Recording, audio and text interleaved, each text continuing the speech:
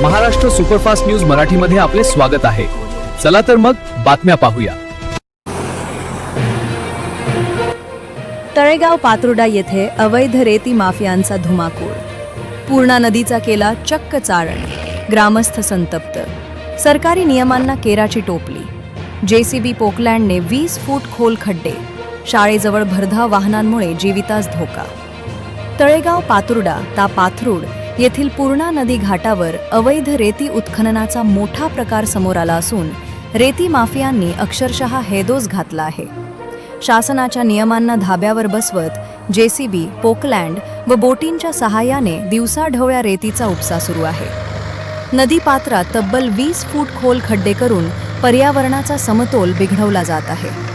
विशेष म्हणजे शासनाने ठरवलेल्या दरांना धुरकावून लावत 3,500 रुपये प्रति ब्रास दराने रेतीची खुलेआम विक्री सुरू आहे। याचबरोबर भरधाव वेगाने धावणाऱ्या रेती वाहतूक वाहनांमुळे ग्रामस्थ आणि शेतकरी प्रचंड त्रस्त झाले आहेत। मुख्य रस्त्यावरच जिल्हा परिषद शाळा असल्याने लहान विद्यार्थ्यांच्या जीवाला धोका निर्माण झाला आहे। रस्त्यांची दुर्दशा झाली असून मोठमोठे खड्डे पडले आहेत। वाहनांमुळे उडणाऱ्या धुळीमुळे शेतकऱ्यांच्या पिकांचे मोठ्या प्रमाणात नुकसान होत आहे। याबाबत ग्रामस्थांनी वारंवार सूचना देऊनही संबंधित कंत्राटदार उडवाउडवीची उत्तरे देत असून उघडपणे अधिकाऱ्यांना हप्ते दिल्याचेही बोलले जात असल्याने संतापाची लाट उसळली आहे। शासनाने तात्काळ दखल घेऊन अवैध रेती उत्खननावर कारवाई करावी अशी जोरदार मागणी ग्रामस्थांकडून होत आहे। महाराष्ट्र